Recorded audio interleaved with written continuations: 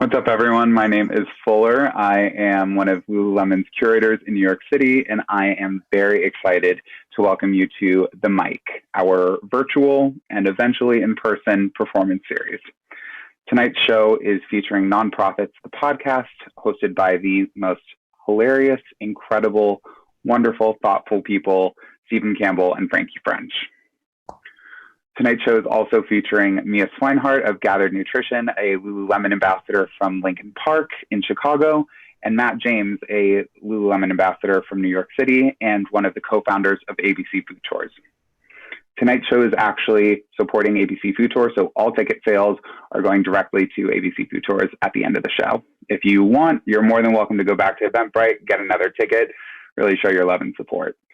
And without further ado, I'm handing it back to Stephen and Franqi. Take it away. Yeah, you're on mute. And oh, no. Hey,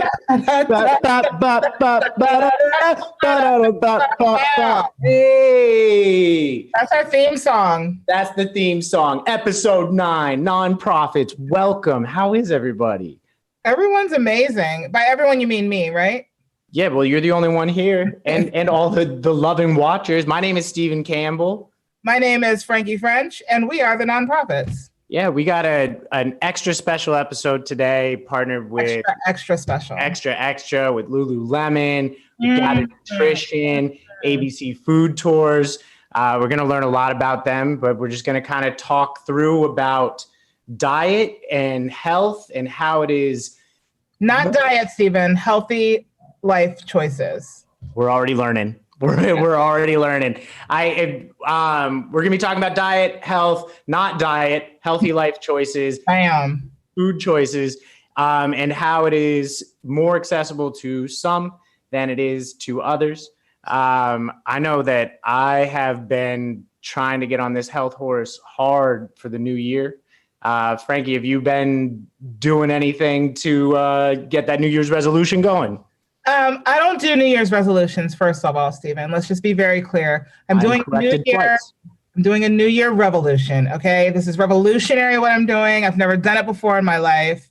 I have in like small incremental ways, but I've really been driving hard at it. I'm pretty proud of the incremental progress that I've been making. I've been doing 5 miles a day, every day. I just did my 50th mile, so ow. And I got my very special Lulu gear with this partnership. And I'm just going to say right now, the last 30 miles I've done in this gear, it's literally like I'm like running naked. Like, not to be weird, but it's like I'm running naked and it's fantastic. I'm wearing tons of Lulu gear. And I was just saying before we got on, a lot of times the barometer of is this good clothing is, oh my God, it feels like I'm not wearing anything. It is. I would rather wear this than be naked. That's actually a better way to say it. Yeah. I sincerely mean that. I usually sleep naked and I just slept just a shirt last night.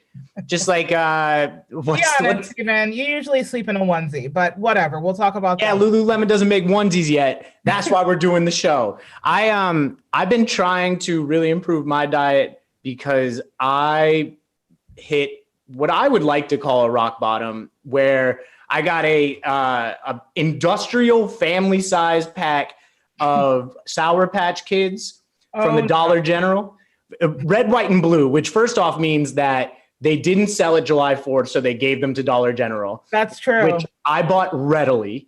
And then I was eating them in bed because slob, and I was eating fistfuls. First off, family-sized industrial size, a family size of Sour Patch Kids, that's such a sad family that's eating that many Sour Patch Kids together, but it's not any sadder than the fact that I was eating it in bed by myself.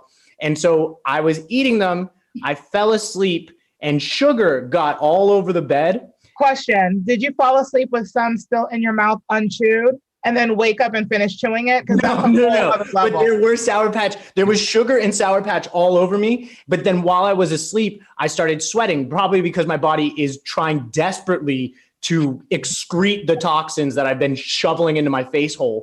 And then the sweat mixed with the sugar, and now I got Sour Patch syrup sweat all over my sheets. And so I'm sitting in a little syrup pack.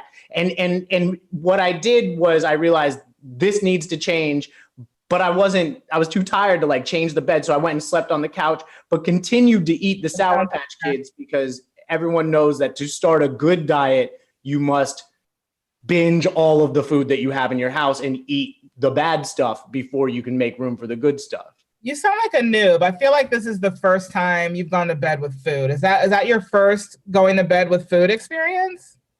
I hope it to be my last.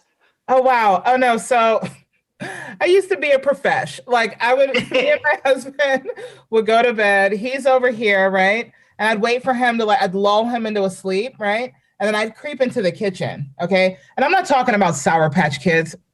No, like I said, I'm a profesh. I'd get in there and I'd make a full course meal. I want a filet. That's right, filet mignon. That's right. With a baked potato, fully loaded. Don't toy with my emotions. And then maybe a wedge salad with some bacon, a little blue cheese dress. And I'm kid you not, I am not even sort of kidding. And I would bring it to bed and I'd lay with my back to him and my food would be in the bed like my secret lover. And we would just cuddle and I'd snack on it. I'd fall asleep sometimes with a bite in my mouth. I'd wake up, finish chewing and swallow that bite. And I'd go back. It was bad. It was really bad. And I'd be like, shh, don't let him hear you. Yeah, it wasn't good. You have like a picnic blanket that you put in your bed? Because that seems like a big crumb center.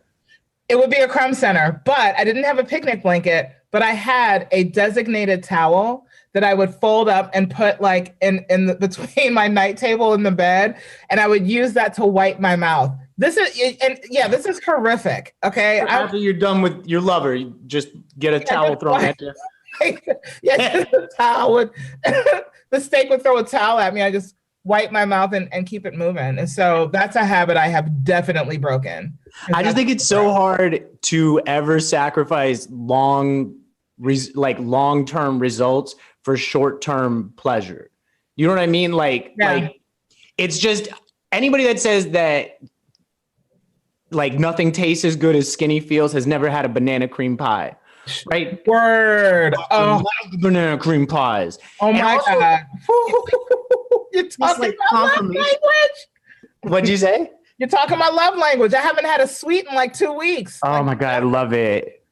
If it's also this like confirmation bias that like, if I heard all of the news about all the things that are good, all it would take is one article to tell me that banana cream pies are good for you. And I would eat only banana cream pies. Because they're good for you. The news said it. I saw it on a Facebook article. I can eat these banana cream pies.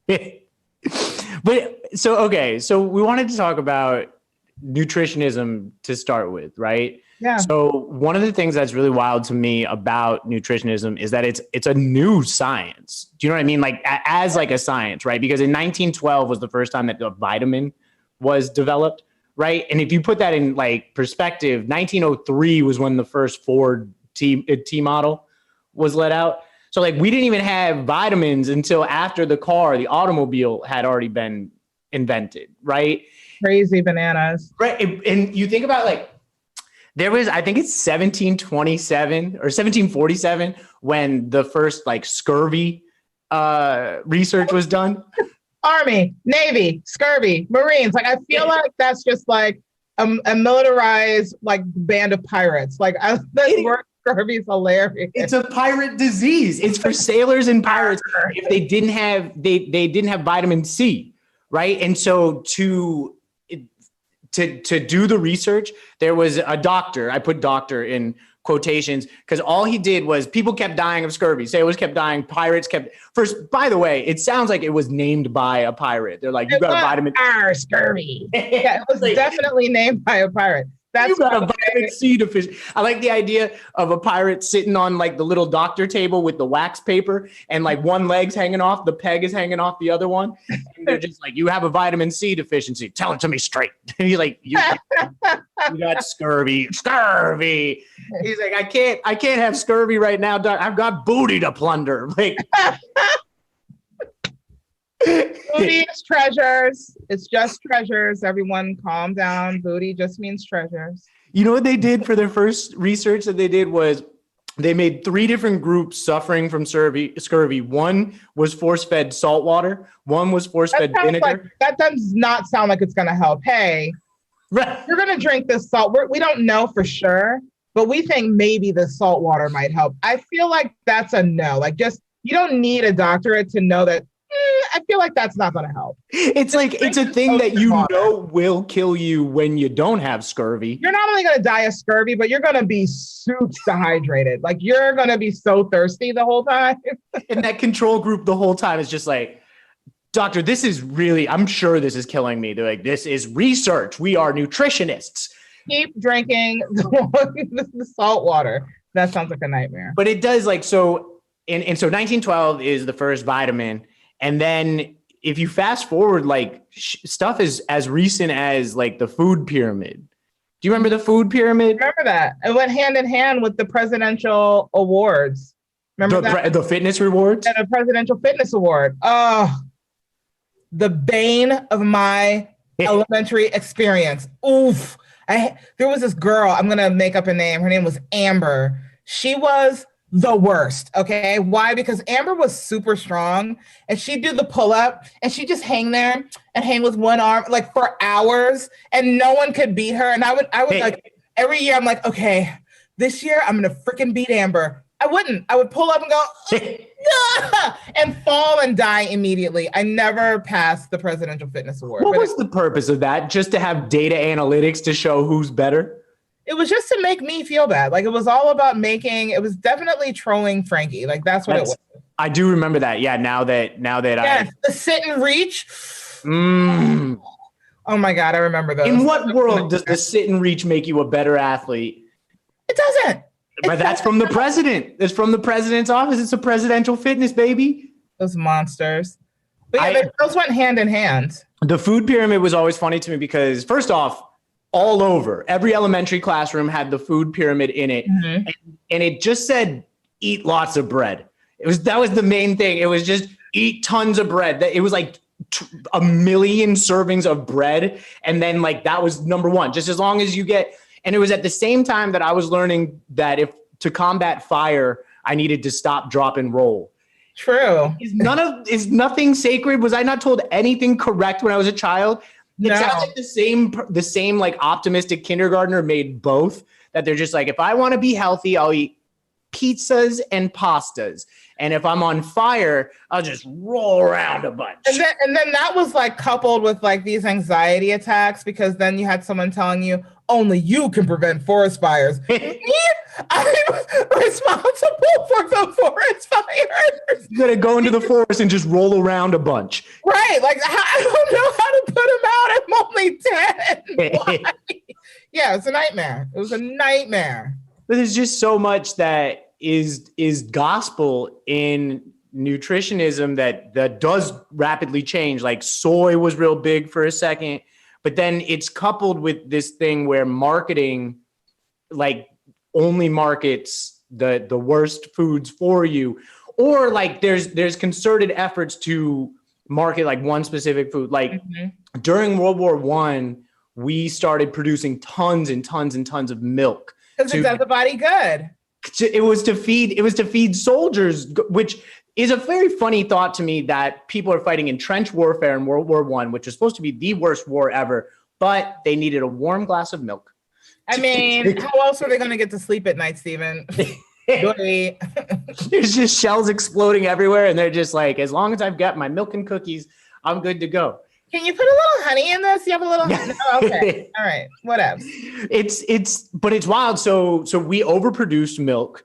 And then when the war ended, we just had tons of udders spraying milk all over and no tongues to lap it up. And so we just started marketing the hell out of milk. And then so milk consumption like skyrocketed in the US. We did the same with grains in World War II. We did the same with meat in World War II. And so you're being told by who you believe is telling you the truth, and that you need to be consuming as much of this as possible. Like, do you remember like pork, the other red meat, the got milk commercials. No, it was pork, the other white meat. Right. True. Yeah, they tried to make it like super this is basically chicken. This is pretty much organic chicken. Like that's basically right. what pork is. But it was just this thing where if you look at who was like supporting the got milk commercials, that was the California Dairy Association, right? Like the people that are paying for this stuff are the people that really want you drinking the milk.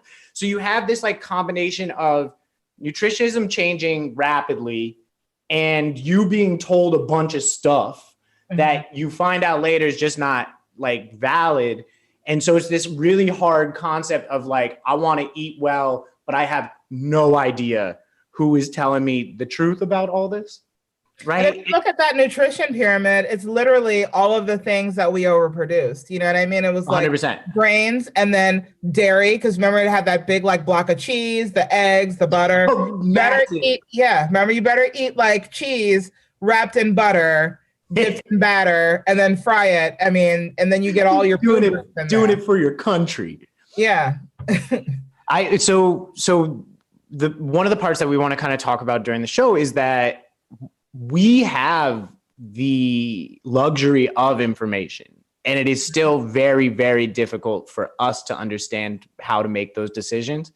But then when you look at people in lower socioeconomic situations where they live in food deserts, where they don't have access to the actual food, and they also have a shortage of the same information, right? Like if you're a single mom working 3 jobs to support your kids, you don't have the same luxury of gaining access to that information. But then if you look at how the marketing spends are in, especially like Black and Latino communities, I had some numbers here. So it was like 80% of ad spends through 2017 to 2019 were for junk food. Food ad spends were for junk food.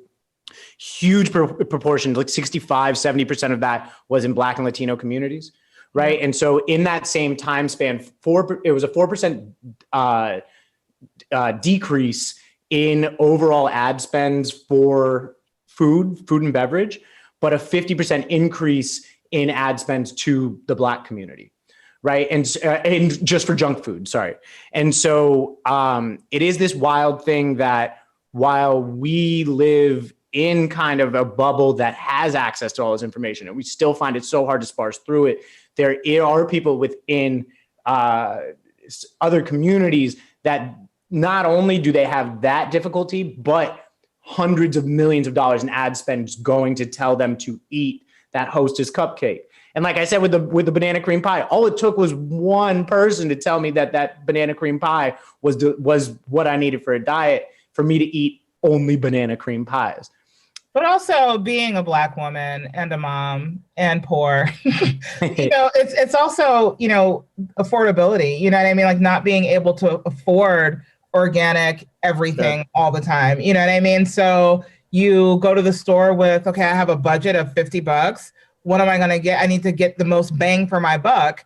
So I'm going to go get these processed foods and, you know what I mean? And this mac and cheese in a box and all of these things, not because I don't know and not because I don't have access, but because this is what I can afford. You know what I mean? So there's also that conversation that is really important too. So later on in the show, we'll actually have some very healthy tips, affordable tips that you guys can implement in the immediate.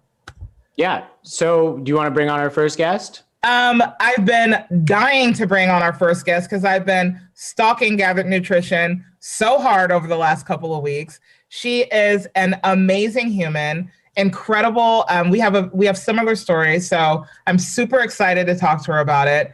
Ladies and gentlemen, please give a very warm nonprofits welcome to Mia Swinehart. Mia! Yay! There she is. Hey, girl. Hey.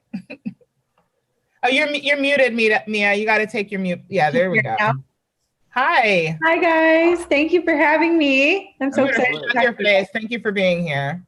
You guys were having me cracking up. Yeah, back in the green room. Yeah. So Mia, just kind of off the top, what is Gather Nutrition and who are you? Yeah. So I'm Mia. Gather Nutrition is my Instagram handle, my website, and all of that. It's where I recipe develop. I'm a food blogger, but I'm a dietitian first and foremost.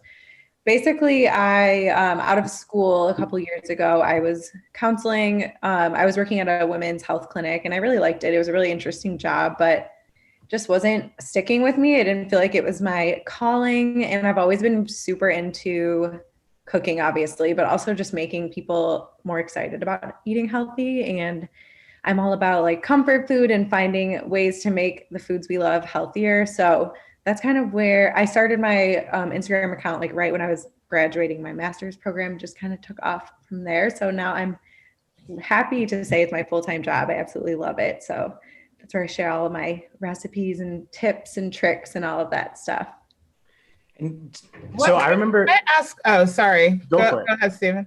Okay. Can I ask what brought you to this journey? I know a little bit about your story, but I find it so interesting. I had alopecia areata and I lost all, that's not why I'm wearing the hat. I'm just wearing it just to match Stephen, but I lost all of my hair on the top and it was literally like bald, smooth, like a baby. You know what I mean? And I had steroid shots in my scalp. That didn't help. I had like a very aggressive course of antibiotics, all of these different things that didn't help. And then I ultimately started juicing. And that's what really healed my body and made my hair grow back. And I know you had a similar story. So please regale us with your backstory, please. Yeah, I love talking about this because I feel like it's really easy to assume people in my field are in like perfect health all of the time. But actually what brought me to nutrition was my autoimmune disease. I have Hashimoto's, which is basically just a name for hypothyroidism. So my thyroid's super slow, which in turn really affects my energy, my mood, my focus, my metabolism, all that stuff. You obviously need your thyroid for a lot. But I was a freshman in college when I was diagnosed. And at the time, I don't even remember what my major was. I think it was like journalism. It's just something random. And I started to learn a lot about how food impacted my Hashimoto's. And I was I had always been really into like healthy eating and just like curious about it. And then when I started to apply it to my own life, I was like, I really want to help people do this too, because I feel at the time, I think it's more talked about now, but at the time I didn't even realize that food was related to my autoimmune disease. I had to kind of do my own research. So I like bringing that to my page and kind of making people more aware of that, because it's really empowering to know that you are in control at least of some aspect of your health with the food on your plate and the way it can impact your health. Not even if you don't have an autoimmune disease, just if you're not feeling your best self, the way food can kind of bring out the best in you is really, really interesting to me. It's crazy interesting. I had these really dark circles developing under my eyes. And since I've been eating clean just these last 2-3 weeks, they've dissipated so much and my skin's looking better. I'm feeling better. I have more energy. So it really does, and alopecia is also an autoimmune disease too. So I totally relate to that. Yeah, it just impacts so much of our, like what you see on the outside, but also on the inside. So it's crazy. It's cool. Absolutely. Stephen. Can I ask, so when you talk to somebody that has zero understanding of healthy eating, the health benefits that come from it and stuff like that, what are some of the base level pieces of advice that you offer when asking somebody to change their diet? Yeah, so I feel like that's a good question. It's so important to understand where someone's coming from. And it's just, there's so many pieces to the puzzle. So helping someone understand the why, like why they should make changes is super motivating. So you really have to apply that to someone's personal life because we're all so different. So maybe it's someone who's struggling in school or at work and they can't really focus. So that's kind of their why. They want to feel more mental clarity and just more energy for the work they have to do. So helping someone understand the why and their motivation behind it is a good place to start. And then my first really simple tip that I think is actually makes such a huge difference is just to try filling half of your plate with veggies start with one meal at a time and kind of go from there. It's all about simple changes that are achievable. If you try to change, I think especially right now with the new year, people will talk about changing everything from exercise to your diet to meditating and all of that good stuff. It sounds amazing to do it all at once, but it's not really going to stick. So I think when you're working with someone or talking to someone who's just getting started or just getting curious about healthy eating, you really have to start with the baby steps. So one meal at a time, even if it's one part of breakfast, not even the whole meal, is like really impactful. Or if you start with the beverages they're drinking, cutting out soda, again, it's not really attainable to cut it cold turkey if someone's drinking that every day. So starting with one day at a time is super helpful. But yeah, I think my favorite tip is filling half of your plate with veggies. If you can do that at just dinner, if you just start there, that really makes a big difference. That's a really good point. And for any parents out there that might be watching, I did that with my daughter when she started eating table food, and I would feed her dinner or any meal really.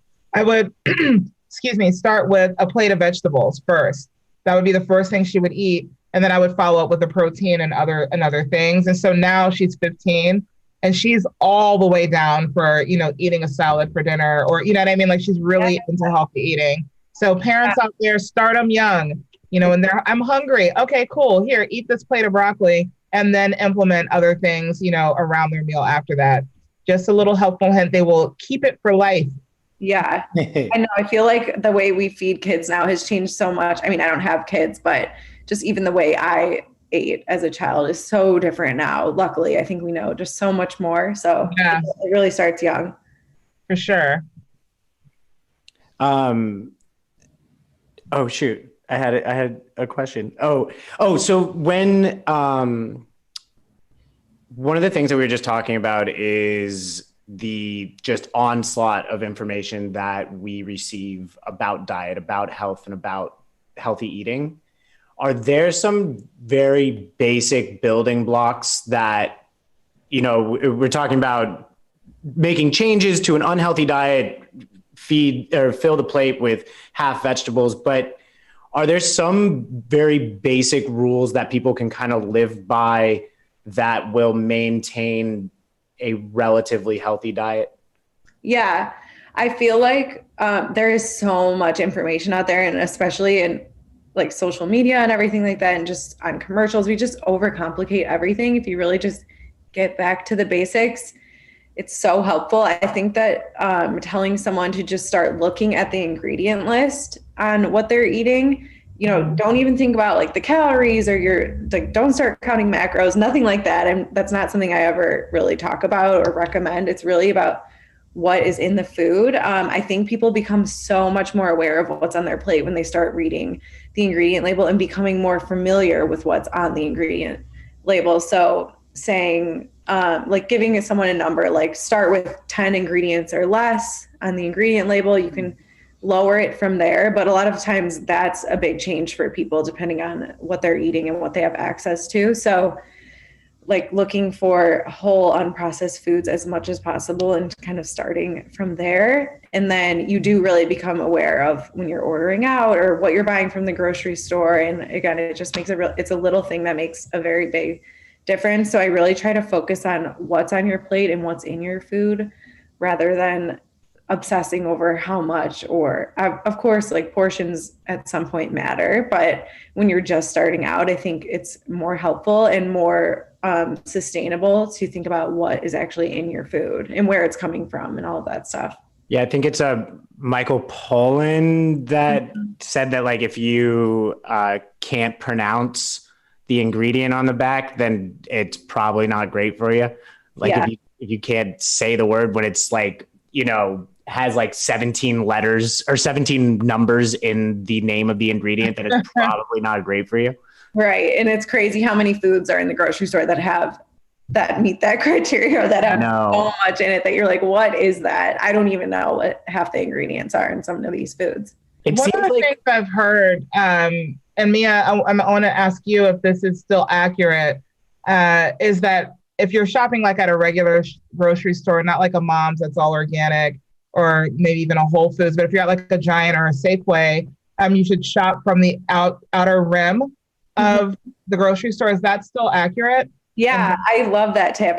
That's a good one. I should have brought that up. It's like just starting point, if you just shop the perimeter, yeah, that definitely still rings true. Like you'll hit the produce and eggs and whatever milk you want to buy or dairy-free milk, and then like proteins. And then there is some stuff in the aisles that's perfectly healthy, but that's where a good place to start. And then you can, I think the inner aisles is where people have like a lot to learn usually, and what's actually in those foods and what's the better option in those aisles. And I think more and more, luckily, all grocery stores are starting to have the healthier options as more and more people get interested in it. So it's not just your Whole Foods or your mom's market, but I mean, there's definitely a long way to go, and it should be those healthier options should be accessible to everyone. But I do think slowly but surely there's more options in all stores.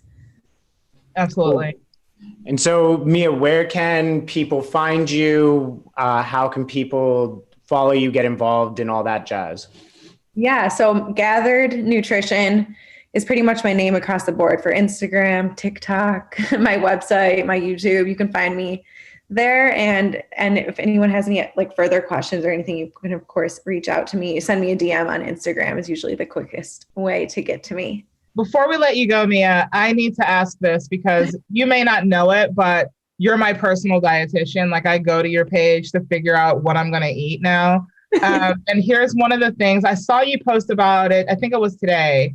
You made smoothies, like a strawberry smoothie or some kind of smoothie. Cherry sweet. Like what's a sweet that I can make? I love ice cream. I love like what's a sweet that I can make that's natural, healthy, that's kind of ice cream-esque that I can make for me and my kiddos. This is so basic, but have you ever made banana ice cream? Like I have not. And I've asked several people for their banana ice cream recipes. You know, I want yours. I think I do have one on my site. The key is to slice your bananas before you freeze them. And then you literally just throw sliced bananas into a food processor. You can add peanut butter or chocolate if you want to flavor it, but it seriously tastes like soft serve ice cream. It's like my favorite dessert. Wait, you put it in the processor before you freeze it? No, sorry. You freeze the slices like on a tray, like a baking paper, so that they don't stick. You stick them in the freezer for a few hours, and then you put those slices in your food processor, and then I'll add peanut butter usually. And you just blend it for a minute or two. And that sounds phenomenal. Yeah, I'm making that tonight. I've been doing like cutting out the refined sugar. I've been trying to make desserts with dates. And do you have anything with dates? Oh, that's my other favorite. I make these chocolate turtles with a date caramel. Shut your face down. They taste like the real thing. Those are on my site. That's my favorite. But also if you just want something really quick, if you just stuff a date with peanut butter and peanuts or chocolate chips, it literally, to me, it tastes like Snickers. It's so good. Damn. I love it. Thank you. These are the poignant questions that people want to know, me. How do I get sweets without eating sweets? That's what I need to know. You're phenomenal and amazing, and we love you here at Nonprofit. Yo, thank you so much, Mia. Thank you for having me. Thank you for being here. We appreciate you. How much do you love her, Stephen? She's great, and she's giving us all the sweet tips. I can't wait to I love the show, and I love doing it, but I can't wait to get off so I can go slice my bananas and put them in the freezer. I'm making that tonight. Like that's going to be my snack while me and Boots watch something funny or crazy and scary on TV tonight. I've got tons of dates. So I do Imperfect Foods. It's like so Imperfect Foods takes foods that would be wasted and they deliver it through like a CSA box kind of a thing. Yes, you told me about that. That's amazing. And so I just got tons of dates and I don't know what to do with them. Sometimes I just see the fruit, not the ladies. Okay. Yeah. Nope, no lady. Well, yeah, I do have. Yes, you do. She's watching right now. Okay, so we're going to talk to Matt James in a second, or we have Matt James interview with Matt James in a second. But one of the things that I kind of wanted to go into, we talked about access to information about food, right? And we talked about the importance of eating healthy. The other piece of this puzzle when we're talking about lower and different socioeconomic situations is the food desert, right? So tell people what that is. Everyone watching, everyone doesn't know. Sure. So 26.5 million Americans live in what's considered a food desert, right? And that is in a metropolitan area, not being within 1 mile of an area with fresh produce, in a rural area being not within 10 miles of an area without access to fresh produce. A lot of these issues have been exacerbated a ton by COVID, right? Right now, 82 million Americans are living in what's considered a food insecure environment. So I think that's up by about 37 or 38 million from the beginning of 2020. And so what food insecure means is that they either do not know where the next meal is coming from or have had to change their diet substantially to accommodate a lower amount of cash, right? And so I used to do a lot of work with food deserts. My first company that I built was how do we take would-be wasted food and reallocate it through a food truck business model to food deserts, right? Mm-hmm. It was a little bit too much for me to do at that time. But one of the things that we did on the front end was we were trying to build menus, right? And so I went into Anacostia, which neighborhood in DC, Washington, DC, yeah, and was surveying people to build the menus. And one of the things I found was that there were like multiple people that just straight up didn't know what broccoli was, right? And like my brain, when you first told me that, exploded. Yeah. Think about that, guys watching this. Think about that. There are other humans just like you in America, just like you, that don't know what broccoli is. You know what I mean? That's bananas. And it is this coupling of what we were first talking about with the access to information, but the second one is just the access to it, right? They just haven't seen it in their neighborhood. So why would they know what it is? And so the health disparity between the two, right? So Washington, DC is where I did a lot of this research. And if you know DC, Anacostia is here, right over the water is Georgetown. Georgetown is one of the most affluent areas in the country. It's where the Kennedys lived and like lots of politicians lived. Georgetown's a very affluent school. The differential in diabetes was about 47% between the two populations, right? And a lot of that comes from just not having the access to the food, to the information that is literally right across the water. Mm-hmm. So it is this thing where people don't really appreciate that it exists, right? So, even where I live, there's one grocery store, but there's a bodega much closer, right? And so these two things, one with the food desert and the access to food, but also the food insecurity that comes. Like, Franqi, do you remember we were walking home from a show in October? We had an outdoor show in October. And I was starving. What's that? And I was starving, so we stopped at the bodega. Right. Well, but what I meant to mention is that the food lines have grown around the block. And we were walking home from a show. It was like 11 p.m. and there were people already starting to get in line. Like it was a Black Friday Walmart deal. Like people are camping out to do this. And so it is this thing of starting to understand that we are some of the privileged people that have access to this information and have access to the food itself. And I think that it is this very important thing to understand in the conversation about food and in the conversation about diet or healthy eating, as some call it. That's very often these conversations come out of this like very like privileged place to, it's like, bitch, why aren't you eating seaweed? Right? Yeah. And there's a lot of shame too, people in disenfranchised areas and neighborhoods. There's a lot of shame. They're often, shamed for the way they may feed their children or the fact that they are overweight or have health issues. When oftentimes those are things that by circumstance are out of their control, sure. And we're not mindful or cognizant of that. And that's why, we, the nonprofits, are working to change the conversation, along with Lululemon. Along with Gather Nutrition. And we might as well... What's that? And ABC Food Tours. And ABC Food Tours, which leads pretty seamlessly into the interview that we did with Matt James. The wonderful, the phenomenal, literally, seriously, This guy is like, he's like a baby sweet angel that like floated down on like the wings of an angel. Like he's just a sweet, loving human that wants to do good for people. And he, along with a partner, created ABC Food Tours. And we had a fantastic interview with him. Wouldn't you say, Stephen? I think we did. And I'll be real. I was skeptical. I was like, man, with the show and all that stuff, maybe. I was too. I was like, this guy.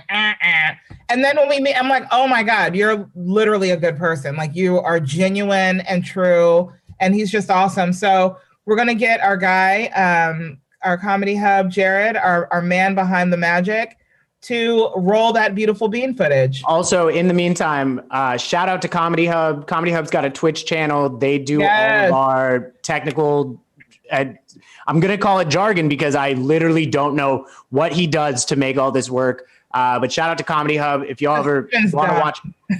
Wait. But yeah, here we go. Matt James. ABC Food Tours. ABC Food Tours. Matt, I'm Steven, by the way. Very nice to meet you. What up, Stevie? What up, Franqi? Okay, very nice to meet you too. Nice to meet you. But yeah, we've been looking a lot into what you're doing, and we very impressed with the work that you've been doing. And so we're recording now, so we'll just kind of take the highlights and put it into the final version on Tuesday. So I guess if we want to start right up top, just who's Matt James? How did you get started with ABC? And what are y'all doing? Yeah. So I'm a Raleigh native. I'm from Raleigh, North Carolina. And I guess the origin of ABC Food Tours really starts at Wake Forest. We had this incredible program called Eat with the Deeks. And when I was playing football there, we would have students from low-income areas come onto campus, and we kind of give them a tour of what college life was like. We'd take them to the cafeteria, to the dorms, to our practice facilities, and we'd always end with a nice meal. And a nice meal for any college kid is free food. And so we had we'd order pizza. We'd get Domino's, we'd get Papa John's, and this was the kids that we worked with had never experienced dining out, and the way that impacted their confidence, their social, what they were willing to share with us blew me away. And from that point on, that was the highlight of my time in college. Like I looked forward to our Eat with the Deeks events every week. And when I graduated and I didn't feel empowered to have those conversations anymore, we were looking for ways to work with students again, because no one was excited about a commercial real estate broker or a washed up football player coming to talk to them about anything. So we found out that kids would get excited about going to eat food. So we reached out to a bunch of our favorite restaurants in New York City, and most of those happened to fall into the neighborhoods of the restaurants that we would take the students to were restaurants in their own neighborhoods. So it's like a really nice restaurant being right down the street from you that you've never been able to access. And we tried to bridge that gap, and we did. So what's your number one restaurant? Bob White's, hands down. Have you been there, Stephen, to Bob White's? No, just note taken. I'm usually a bodega eater myself. Okay. But I could, if you want to go on a bodega tour when you get back to New York City, I will serve you a sandwich. So I think it's amazing that you've taken your celebrity now and you're giving back and kind of folding it back in. Where does that spirit come from? You know what I mean? Like, where does the desire to help people come from? Your parents, your community? Like, where does that feeling come from? It just comes from being a beneficiary of it, you know, just not growing up with a lot and seeing how impactful it was for people to put me on game and take me on a vacation or take me out to eat or let me experience something that I wouldn't otherwise been able to experience. I want to provide that and help provide that for for the next generation, because I saw what it's done to me, and I don't think I'd be where I was if people weren't as generous with their time and resources as they were. I've always felt that there's like a pretty strong correlation between somebody's openness to eat new foods and somebody's openness to call it meet new people. You know what I mean? Right. That different like cultural openness and stuff like that. Do you find that there's a little bit of a cultural pushback when introducing people to maybe very foreign foods that they haven't had access to before? So you know what we do with that, Stephen?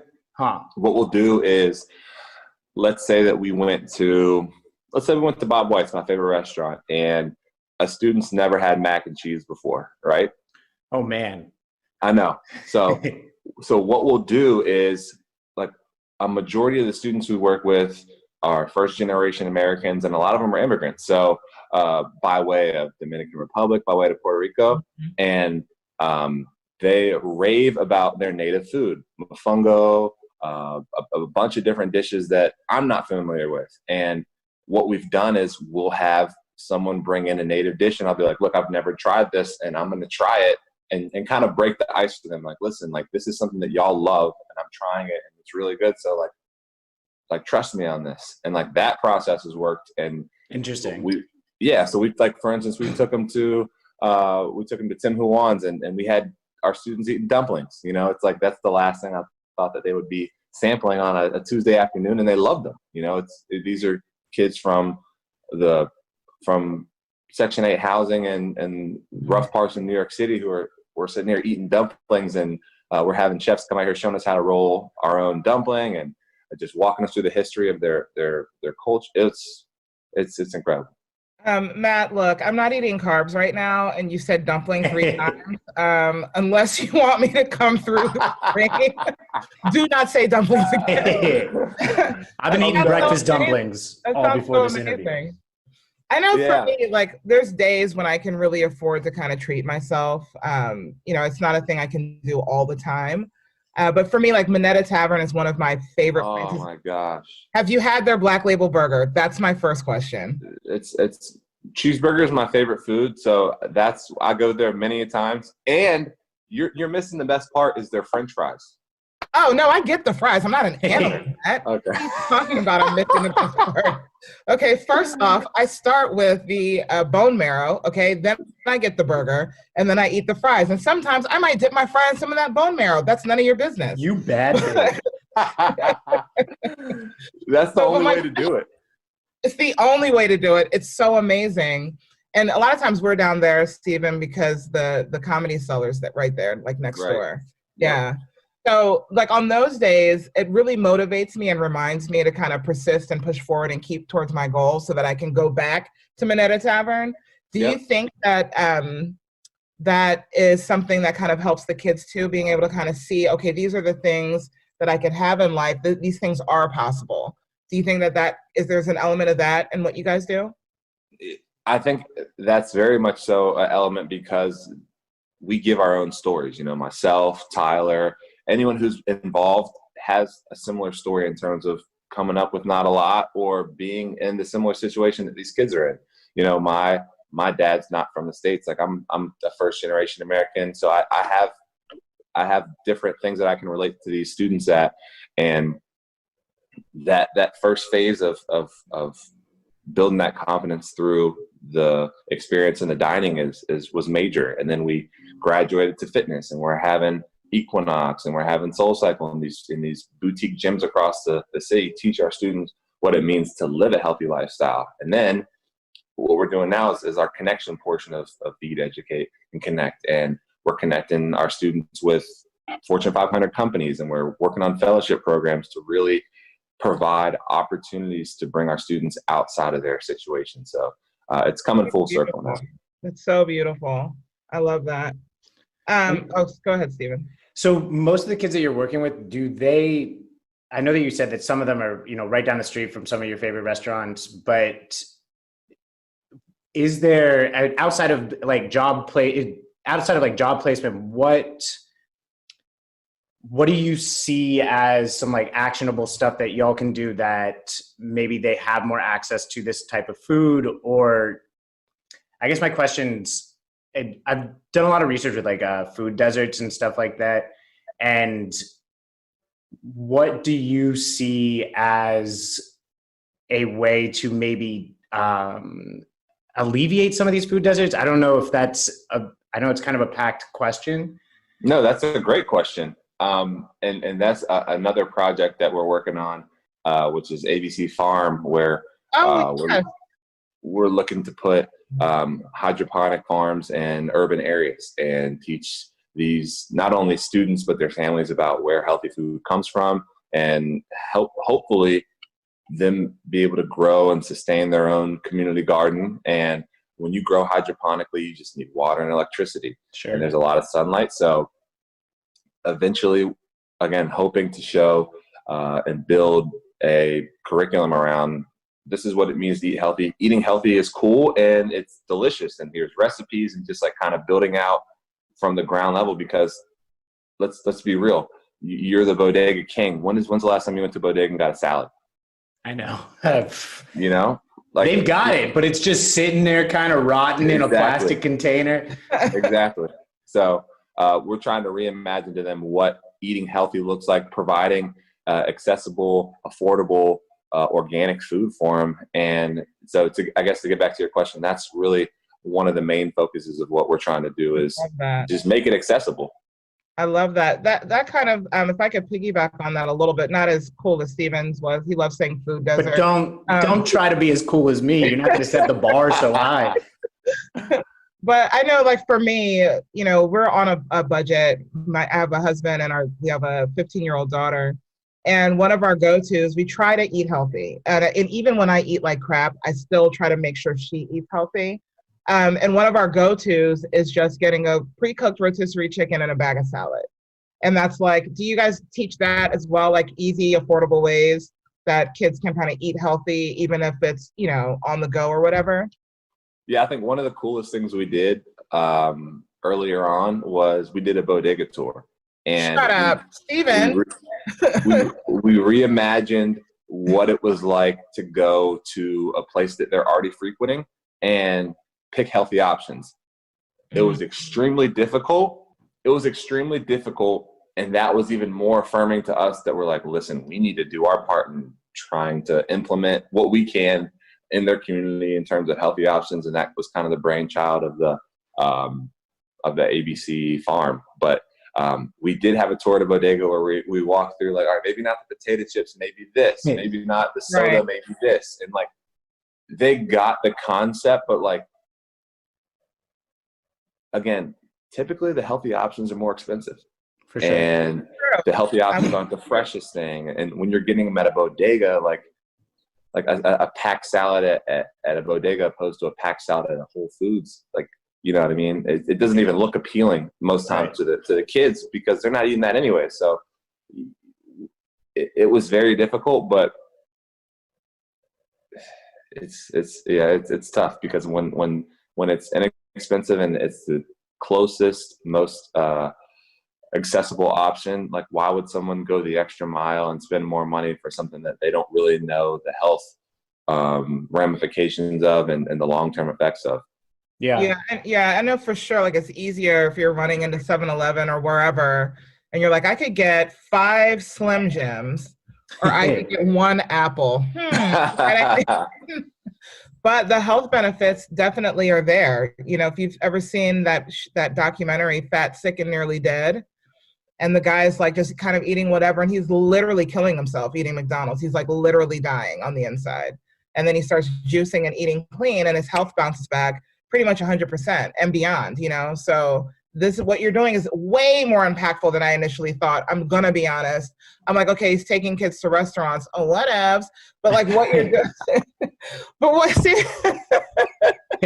but seriously, what you're doing is so much wider and deeper than that. Like you're really educating these kids, and now you're going that extra step and like, hey, we can build these hydroponic gardens in your neighborhoods.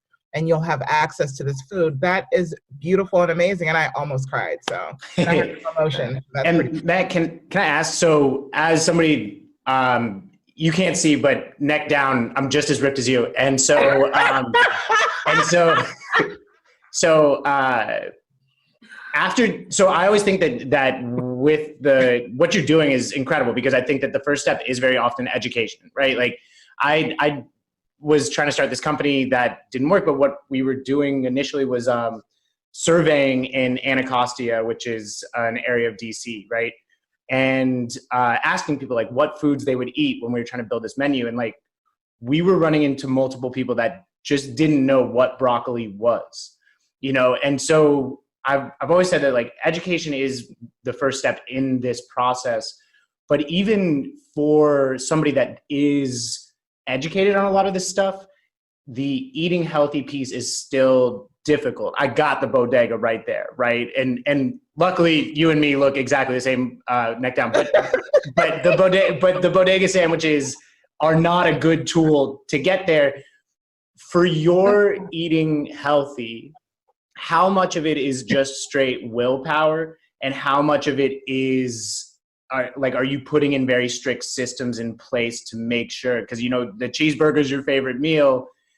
What kind of systems do you put in place to make sure that you are continuing to eat healthy?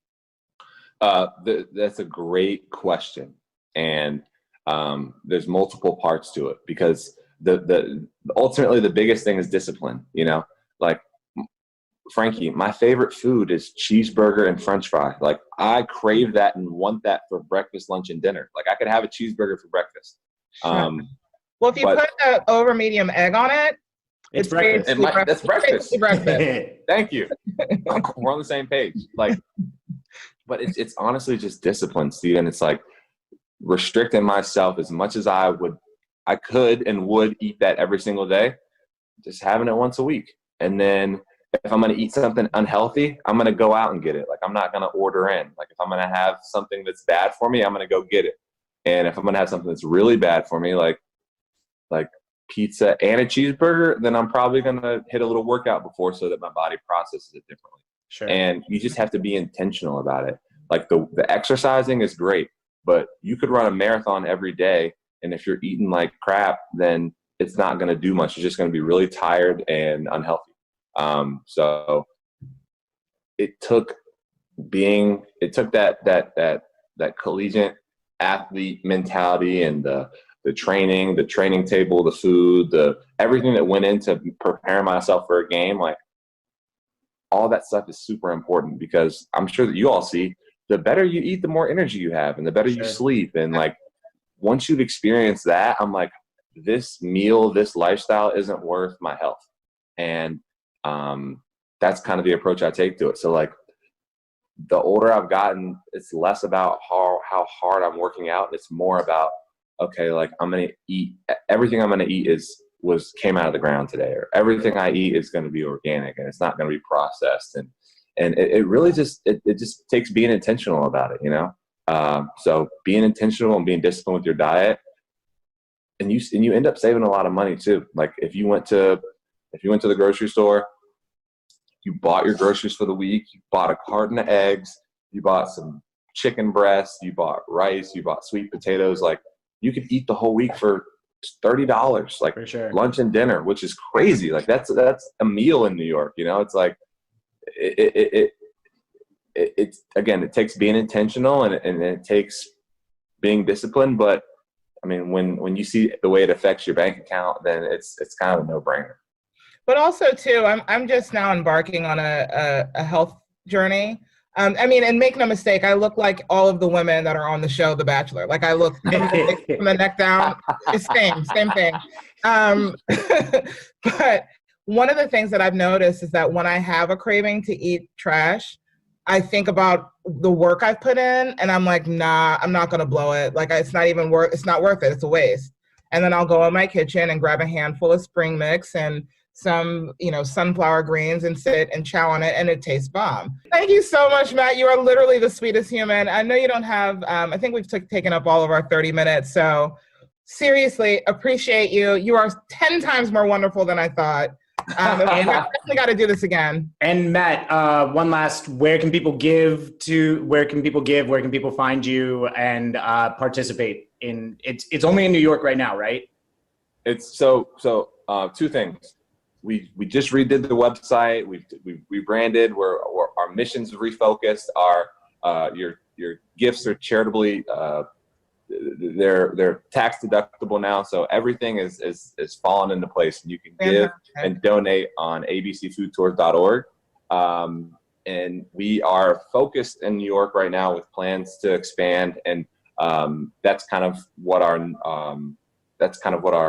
relaunch was, just a more focused approach to what we're doing, and again, being more intentional. In the past, we had gone all over the world. We've done tours in London, we've gone to California, Nashville, Florida, North Carolina, and that's all great. And like you said, Franqi, it's like patting yourself on the back, like we're taking kids to go eat, but like what are we really doing? And that's kind of this new approach is, we're going to hyper focus on these areas that we know that we live in New York, and we're going to service the heck out of them, and we're going to move from there.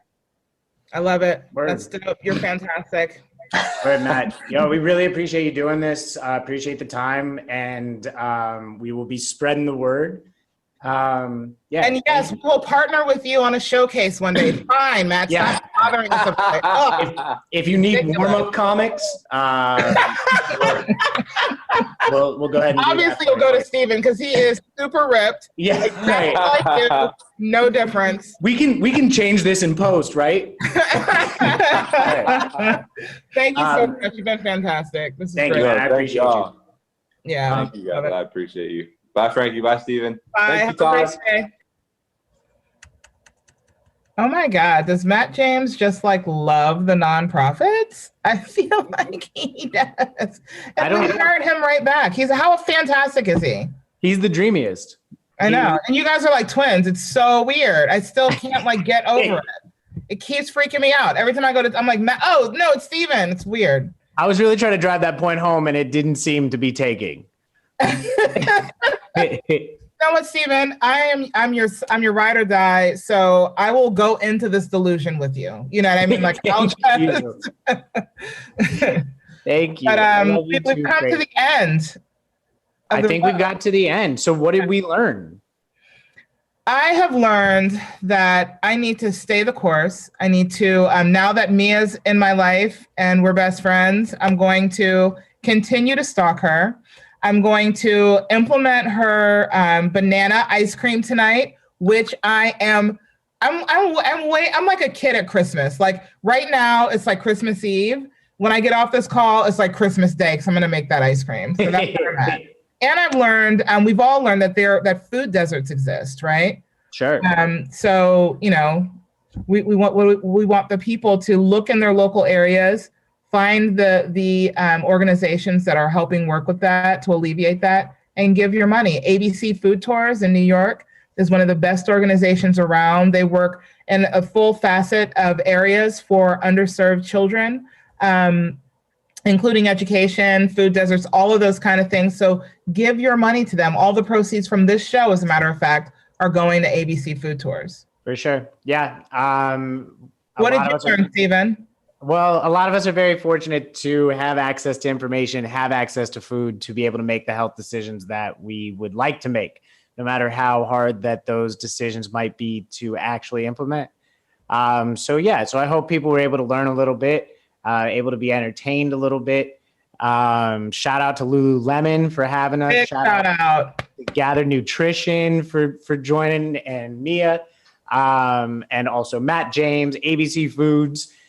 This is the Nonprofits Podcast. No, not yet. Don't wrap just yet. We promised a couple of tips that you can implement in your family right now. Inexpensive ways to eat healthy. I talked about it with Matt in that interview. And one of the easiest go-tos is just grabbing a rotisserie chicken and a bag of salad and making that dinner. It's so easy and super inexpensive. Another couple of things, we've replaced our potatoes with sweet potatoes. So we don't eat white potatoes anymore. And you may think that you have to add sugar and butter and all of those things to make them tasty. You don't. another hint are fresh herbs. We are big fans of rosemary and sage and thyme, and you just chop those up, chop up your potatoes, sprinkle them over top, roast them for 20, 30, 45 minutes, depending on how big the size is. Pop them in your mouth, add a little sea salt, and they are savory and delicious and 10 times healthier than white potatoes. Bagged vegetables, you can get them like 2 for $5. Pop them in the microwave, and there's your veggie. Green vegetables, stick to those. Those are the best. And those are just a couple of the healthy tips that I have that I utilize that are super inexpensive, really easy, and they make your life so much better. And don't forget to follow Gather Nutrition and find out how am I going to make some sweets? I need something sweet. Boom, that's where you go. She's going to tell you everything you need to know.